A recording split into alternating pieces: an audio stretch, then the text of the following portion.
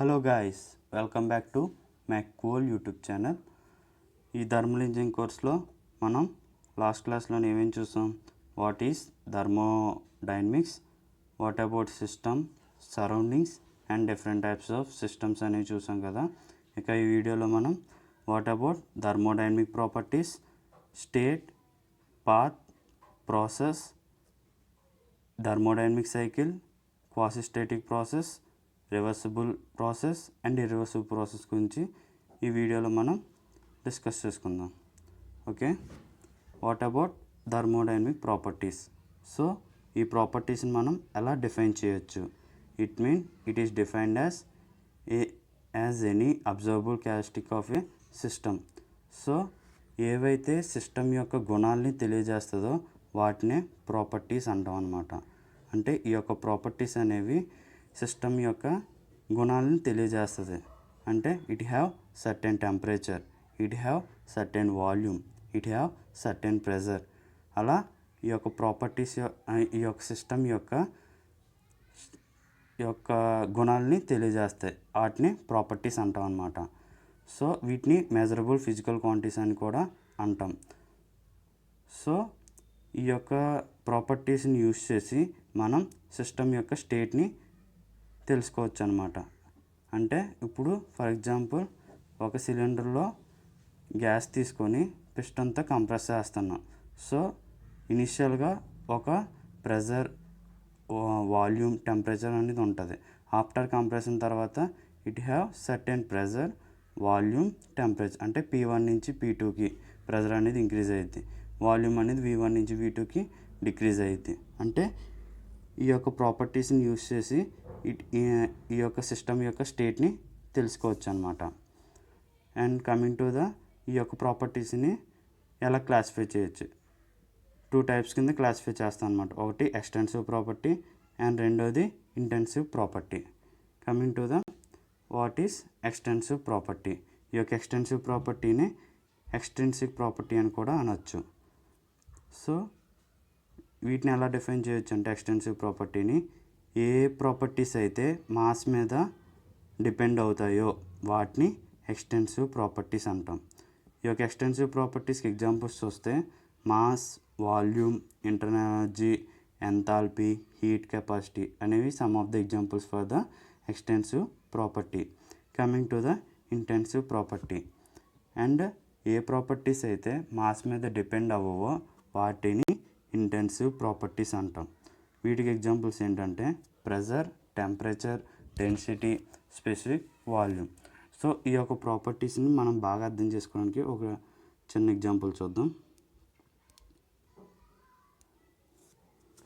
Okay, మనం ఒక metallic రాడ్ని తీసుకున్నాం, దాన్ని 30 degrees వరకు హీట్ చేసాం అనమాట. 30 degrees వరకు హీట్ చేసాం. తర్వాత ఆ బాడీని 2 pieces కింద కట్ చేసాం. సో ఇదొక బాడీ, ఇదొక బాడీ.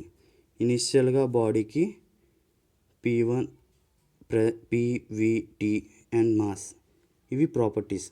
ఇనిషియల్గా వాటికి ఉన్న ప్రాపర్టీస్. తర్వాత మనం డివైడ్ చేసిన తర్వాత సెపరేట్ అయిపోతాయి వాటి యొక్క ప్రాపర్టీస్. అంటే దీనికి P1, V1, T1 and M1. ఇది ఫస్ట్ ఇది బాడీ, ఇది సెకండ్ బాడీ అనుకుంటే, తర్వాత ఈ బాడీకి P2, V2, T2, M2. So different దాని ప్రాపర్టీస్, దీని ప్రాపర్టీస్. కమింగ్ టు ఇప్పుడు మనం ఎప్పుడైతే సెపరేట్ చేసామో దీని యొక్క మాస్, వాల్యూమ్ అనేది చేంజ్ అయిపోతుంది.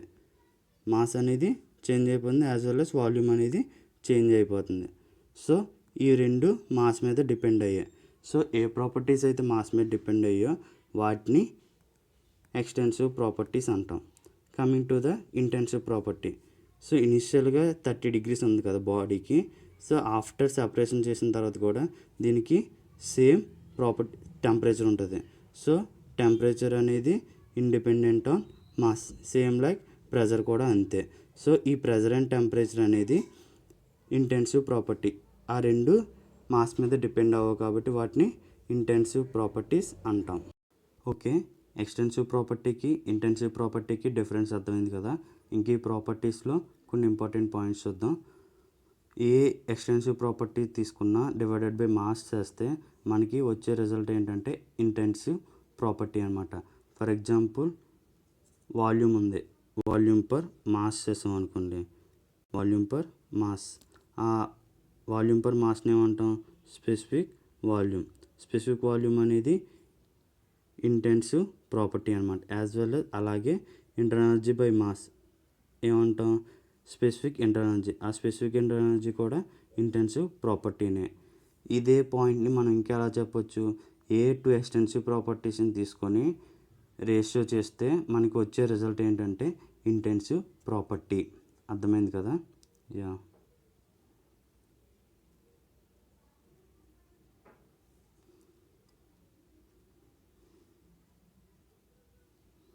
Coming to the what about state path process అంటే ఏంటో చూద్దాం. వాట్ అబౌట్ స్టేట్ అంటే సిస్టమ్ యొక్క కండిషన్ని చెప్పే వాటిని స్టేట్ అంటాం అన్నమాట. అంటే ఇనీషియల్గా ఇట్ హ్యావ్ ఒక గ్యాస్ని తీసుకొని కంప్రెస్ చేస్తున్నప్పుడు ఇనీషియల్గా ఒక స్టేట్ ఉంటుంది, ఫైనల్గా ఇంకో స్టేట్ ఉంటుంది. అంటే ఇనీషియల్గా ఒక స్టేట్ ఉంది కదా, దాన్ని ఆ యొక్క గ్యాస్ అనే సిస్టమ్ని ఆ యొక్క కండిషన్ అనమాట. ఇనీషియల్గా P1 V1 అనే కండిషన్ ఉంది, ఫైనల్గా P2 V2 అనే కండిషన్ అనమాట. సో ఈ యొక్క సిస్టమ్ యొక్క కండిషన్ చెప్పడాన్ని స్టేట్ అంటాం. వాటిని దేని ద్వారా యూజ్ చేయొచ్చు, టెంపరేచర్, ప్రెజర్, వాల్యూమ్ ద్వారా మనం ఈ యొక్క స్టేట్ని రిఫర్ చేస్తాం అనమాట. Next coming to the path అంటే ఈ యొక్క ఇనిషియల్గా ఒక స్టేట్ ఉంది, ఫైనల్గా ఒక స్టేట్ ఉంది కదా, ఈ యొక్క స్టేట్ని ఒక లైన్తో రిప్రజెంట్ చేస్తాం. అంటే ఒక లైన్తో ఆ యొక్క స్టేట్ని జాయిన్ చేస్తే ఒక యారో అంటే ఫార్వర్డా బ్యాక్వర్డా ఆ యొక్క లైన్తో రిప్రజెంట్ చేస్తే దాన్ని పాత్ అంటాం అన్నమాట. అంటే ఈ యొక్క సిరీస్ ఆఫ్ స్టేట్ని లైన్ జాయినింగ్ చేసుకుని ఇనిషియల్ స్టేట్ని ఫైనల్ స్టేట్ని లైన్తో జాయిన్ చేస్తే వచ్చేదాన్ని పాత్ అని అంటాం అన్నమాట. Next coming to the process. ఈ యొక్క చేంజ్ ఉంది కదా, ఇనిషియల్ స్టేట్ నుంచి ఫైనల్ స్టేట్కి ఆ యొక్క చేంజ్ని ఒక ప్రాసెస్ ద్వారా రిప్రజెంట్ చేస్తాం. అంటే మనకి డిఫరెంట్ టైప్స్ ఆఫ్ ప్రాసెస్ ఉంటాయి అన్నమాట. Constant thermal process, constant pressure process, constant volume process.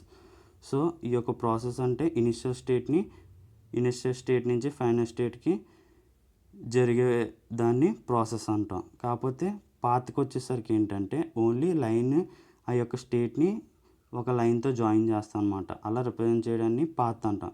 కాకపోతే ప్రాసెస్లో డిఫరెంట్ టైప్స్ ఆఫ్ ప్రాసెస్ ఉంటాయి. ఓకేనా?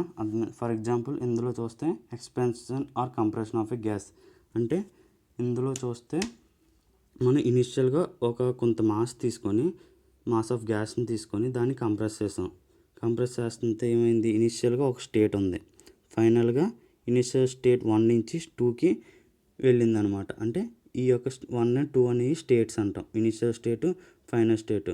ఆ 1, 2ని కంబైన్ చేస్తే ఒక లైన్ గీసాం కదా, లైన్ జాయినింగ్, దాన్ని పాత్ రిప్రజెంటేషన్ అంటాం అనమాట. ప్రాసెస్కి వచ్చేసరికి ఆ ప్రాసెస్ అనేది కాన్స్టెంట్ థర్మల్ ప్రాసెస్సా, కాన్స్టెంట్ ప్రెజర్ ప్రాసెస్సా, కాన్స్టెంట్ వాల్యూమ్ ప్రాసెస్సా అనేది ఆ ప్రాసెస్ మీద డిపెండ్ అయి ఉంటుంది అనమాట. సో ఇప్పుడు అర్థమైంది కదా స్టేట్కి, పాత్కి, ప్రాసెస్కి difference. Okay, coming to the next thermodynamic cycle. అంటే ఇనిషియల్గా ఒక స్టేట్ నుంచి స్టార్ట్ అయ్యి ఫైనల్గా మళ్ళీ అదే స్టేట్కి వస్తే దాన్ని సైకిల్ అంటాం అనమాట. దీన్ని ఇంకోలా ఎలా కూడా చెప్పొచ్చు అంటే ఇనిషియల్ స్టేట్ ఫైనల్ స్టేట్ అనేది ఒకటే అయితే దాన్ని థర్మోడైనమిక్ సైకిల్ అంటాం అనమాట. అంటే ఒక సిస్టమ్ అనేది నెంబర్ ఆఫ్ ప్రాసెస్ కింద వెళ్ళి ఫైనల్గా మళ్ళీ అదే స్టేట్కి వస్తే దాన్ని థర్మోడైనమిక్ సైకిల్ అంటాం. ఓకే, అర్థమైంది కదా? Next coming to the thermodynamic equilibrium అంటే మొత్తం కాన్స్టెంట్గా ఉండడం అనమాట. అంటే యూనిఫామిటీ మెయింటైన్ చేయటం. మనం ఒక సిస్టమ్ అనేది థర్మోడైనమిక్ ఈక్విలిబ్రియం అనేది ఈ యొక్క సిస్టమ్ అనేది థర్మోడైనమిక్ ఈక్విలిబ్రియంలో ఉంది అని ఎప్పుడు చెప్తామంటే ఇది అనేది mechanical equilibrium, thermal equilibrium, chemical equilibrium ఈ మూడింటిని ఒబే చేసినప్పుడు మాత్రమే దాన్ని థర్మోడైనమిక్ ఈక్విలిబ్రియం స్టేట్ అని అంటాం అనమాట. ఆ సిస్టమ్ అనేది అంటే థర్మల్ ఈక్విలిబ్రియం అంటే ఏంటి, దాని యొక్క హోల్ సిస్టమ్ అనేది యూనిఫామ్ టెంపరేచర్ ఉందనుకో దాన్ని థర్మల్ ఈక్విలిబ్రియం అంటాం. అలాగే మెకానికల్ ఈక్విలిబ్రియంకి వచ్చేసరికి మనం ఇందాక మాట్లాడుకున్నట్టు ఒక సర్టెన్ మాస్ ఆఫ్ గ్యాస్ని కంప్రెస్ చేసిన తర్వాత ఇనిషియల్ అంటే కార్నర్స్లో సెంటర్లో ఫ్రంట్ బ్యాక్ మొత్తం అంతా ఈక్వల్ ప్రెజర్ అనేది మెయింటైన్ చేసింది అనుకోండి, దాన్ని మెకానికల్ ఈక్విలిబ్రియం అంటాం. Coming to the chemical equilibrium అంటే రియాక్షన్స్ అనేవి జరిగినప్పుడు యూనిఫామిటీ మెయింటైన్ చేసింది అనుకోండి, అంటే ఇనిషియల్గా ఏ రియాక్షన్ అయితే జరిగిందో లాస్ట్గా అలానే ఉందనుకుంటే దాన్ని కెమికల్ ఈక్విలిబ్రియం అంటాం అనమాట. అంటే యూనిఫామిటీ అనేది మెయింటైన్ చేస్తే వానికి వచ్చేసరికి కెమికల్ ఈక్విలిబ్రియం అంటాం. సో ఇప్పుడు ఇందాక చెప్పుకున్నట్టు సిస్టమ్ అనేది థర్మోడైనమిక్ ఈక్విలిబ్రియంలో ఉంది అని ఎప్పుడు చెప్తాం? It obese mechanical equilibrium, thermal equilibrium, chemical equilibrium. ఈ 3 ఈక్విలిబ్రియంని ఒబే చేసినప్పుడు మాత్రమే ఆ సిస్టమ్ అనేది థర్మోడైనమిక్ ఈక్విలిబ్రియంలో ఉంది అని చెప్తాను అనమాట. అర్థమైంది కదా? Next coming to the quasistatic process. Quasistatic process అంటే ఏంటంటే the process during which system remains almost in a state of thermodynamic equilibrium from end state to the other end state, then the process is called quasistatic process. అంటే ఆ process అనేది remains almost అంటే equilibrium maintain చేస్తూ ఓవరాల్గా కాన్స్టెంట్గా ఉంటే దాన్ని quasistatic process అంటాం. ఫర్ ఎగ్జాంపుల్ ఈ డయాగ్రామ్లో చూస్తే ఈ డయాగ్రామ్లో చూస్తే ఒక గ్యాస్ని కంప్రెస్ చేస్తాం పిస్టన్ ద్వారా, దానికి నెంబర్ ఆఫ్ వెయిట్స్ అనేవి యాడ్ చేసాం. For example 5 grams of weight, ఆ యొక్క 5 grams వెయిట్ అనుకుందాం. ఒక్కొక్క వెయిట్ అనేది ఒక్కొక్క 1 గ్రాము. సో ఒక్కొక్క వెయిట్ని మనం తీస్తూ ఉంటే ఏమవుతుంది, పిస్టన్ అనేది పైకి లిఫ్ట్ అవుతుంది. మనం ఎప్పుడైతే వెయిట్ అనేది స్లోగా రిలీజ్ చేస్తున్నామో పిస్టన్ అనేది పైకి రిలీజ్ అవుతుంది, పైకి లిఫ్ట్ అవుతుంది. డ్యూ టు దట్ గ్యాస్ అనేది ఎక్స్పెండ్ అయ్యిద్ది. అప్పుడు ఏమవుతుంది, స్లోగా అంటే 1 గ్రామ్ అంటే దాని వెయిట్ అనేది చాలా తక్కువ, అంటే అది మూవ్ అవుతుందా లేదా అనిపిస్తుంది అనమాట. అంటే ఇనిషియల్ స్టేట్ నుంచి ఫైనల్ స్టేట్ వరకు అలా స్లోగా ప్రాసెస్ అనేది ఈక్విలిబ్రియం మెయింటైన్ చేస్తూ సిస్టమ్ అనేది మొత్తం కాన్స్టెంట్ అంటే ఇనిషియల్గా ఏ అయితే దాని యొక్క ప్రాపర్టీస్ ఉన్నాయో ఫైనల్గా కూడా అలానే ఉంటే దాన్ని ఆ యొక్క ప్రాసెస్ని క్వాసిస్టేటిక్ ప్రాసెస్ అంటాం అనమాట. అంటే ఈ స్టేట్స్ అనేవి ఈక్విలిబ్రియంగా మెయింటైన్ చేస్తూ ఉంటే దాన్ని క్వాసిస్టేటిక్ ప్రాసెస్ అంటాం. ఆల్మోస్ట్కి ఈక్వల్గా ఉంటుంది ఇనిషియల్ స్టేట్ నుంచి final state. Okay, coming to the next, what about reversible process. A process అయితే దాని యొక్క ఇనిషియల్ స్టేట్ అనేది రీస్టోర్ చేసుకుంటుందో, అంటే ఎలాగైతే ఒక ప్రాసెస్లో వెళ్ళిందో మళ్ళీ అలాగే ప్రాసెస్ అదే పాత్లో అది మళ్ళీ రిటర్న్ బ్యాక్ అయితే దాన్ని రివర్సిబుల్ ప్రాసెస్ అంటాం. ఫర్ ఎగ్జాంపుల్ మనం ఇందాక సైకిల్ చూసాం కదా, సైకిల్ అనేది ఇది సైకిల్ రిప్రజెంటేషను. వన్స్ వెయిట్, ఇది పి, ఇది వి. పివి డయాగ్రామ్లో ఇది సైకిల్ అనుకుంటే ఇది ఇనిషియల్ స్టేట్, ఇది ఫైనల్ స్టేట్. అంటే ఫస్ట్ 1 to 2 వెళ్ళి మళ్ళీ 2 to 1 వచ్చింది. అంటే ఇది ఈ 1 నుంచి 2 అనేది ఒక పాత్, 2 నుంచి 1 అనేది ఇంకో పాత్. ఒకవేళ 1 నుంచి 2 ఏ పాత్లో అయితే వెళ్ళిందో మళ్ళీ 2 నుంచి 1 అదే పాత్లో వచ్చింది అనుకోండి, దాన్ని రివర్సిబుల్ ప్రాసెస్ అని అంటాం అన్నమాట. ఓకే, అర్థమైంది కదా? It follows same path during the process. It have equilibrium state అనేది ప్రాసెస్ అదే ఈక్విలిబ్రియం స్టేట్స్ అనేవి ఫాలో అవుతూ ఉంటుంది. సో కాకపోతే ఇది ఈ యొక్క రివర్సిబుల్ ప్రాసెస్ని మనం క్వాసిస్టేటిక్ ప్రాసెస్ అనొచ్చు, సేమ్ యాజ్ ఫ్రిక్షన్లెస్ ప్రాసెస్ అని కూడా అనొచ్చు అనమాట. ఈ యొక్క ఈ రెండింటిని ఒబే చేస్తూ రివర్సిబుల్ ప్రాసెస్ అనేది ఉంటుంది. కాకపోతే జనరల్గా చూస్తే ఎప్పుడు ఈ ఉన్న ప్రాసెస్లో రివర్సిబుల్ ప్రాసెస్ అనేది చాలా కష్టం. ప్రాక్టికల్గా అది ఉపయోగపడదు, జస్ట్ థియరిటికల్గా చెప్పుకోవడానికి మాత్రమే రివర్సిబుల్ ప్రాసెస్. అంటే ఒక స్టాండర్డ్ కింద అనమాట. అంటే ఎప్పుడైనా ఒక దాన్ని రిఫర్ చేసుకోవాలంటే ప్రాక్టికల్గా మనం కొన్ని అనుకుంటాం, కానీ ప్రాక్టికల్గా అది అవ్వదు. థియరిటికల్గా ఒకలా ఉంటాయి, ప్రాక్టికల్గా ఒకలా ఉంటాయి. మనం ప్రాక్టికల్ వాల్యూస్ని ఎప్పుడు ఒక దాంతో స్టాండర్డ్తో రిఫర్ చేసుకుంటాం. అలా ఈ యొక్క రివర్సిబుల్ ప్రాసెస్ అనేది స్టాండర్డ్ అనమాట. అంటే దీన్ని ఐడియలైజ్డ్ ప్రాసెస్ అని కూడా అంటాం. రియల్ ప్రాక్టీస్కి వచ్చేసరికి దీన్ని మనం తేలేమన్నమాట. ఫర్ ఎగ్జాంపుల్ ఒక దాంతో కంపేర్ చేసుకోవడానికి ఇలా రివర్సిబుల్ ప్రాసెస్ అనేది ఒక స్టాండర్డ్ ప్రాసెస్, ఒక ఐడియలైజ్డ్ ప్రాసెస్ అని కూడా అంటాం అన్నమాట. ఓకే, ఈ రివర్సిబుల్ ప్రాసెస్ అర్థమైంది కదా. Next coming to the irreversible same ఆ రివర్సిబుల్ ప్రాసెస్కి ఆపోజిట్ అనమాట.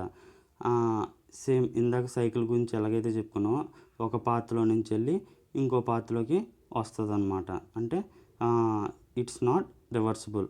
ఇట్స్ అంటే ఫ్రంట్కి వెళ్ళేటప్పుడు ఒక పాత్రలో వెళ్తుంది, బ్యాక్ వచ్చేసరికి ఇంకో పాత్రలో వస్తుంది అనమాట. ఇలా వెళ్ళేదాన్ని ఇర్రివర్సిబుల్ ప్రాసెస్. అంటే దాని యొక్క ఇనిషియల్ స్టేట్ అనేది రీస్టోర్ చేసుకోలేకపోతే దాన్ని ఇర్రివర్సిబుల్ ప్రాసెస్ అంటాం అనమాట. ఇలా ఎందుకు జరిగిద్ది? డ్యూ టు ఫ్రిక్షన్ వల్ల, ఆ యొక్క అన్రెసిస్టెడ్ ఫ్రిక్షన్ వల్ల ఈ యొక్క ఇర్రివర్సిబుల్ ప్రాసెస్ అనేది జరిగిద్ది.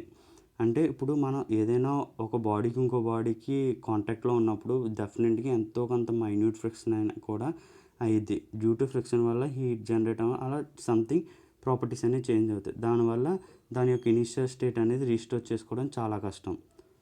సో అది ఇర్రివర్సిబుల్ ప్రాసెస్ అన్నమాట. డ్యూ టు ఫ్రిక్షన్ వల్ల దాని ఆర్ సమ్ కన్సిడరేషన్స్ వల్ల రివర్సిబుల్ ప్రాసెస్ అనేది పాసిబుల్ అవుతుంది. It is the practical process అనమాట, రివర్సిబుల్ ప్రాసెస్కి ఆపోజిట్. సో ఇది నాన్ ఈక్విలిబ్రియం ప్రాసెస్ స్టేట్స్ వల్ల జరిగింది.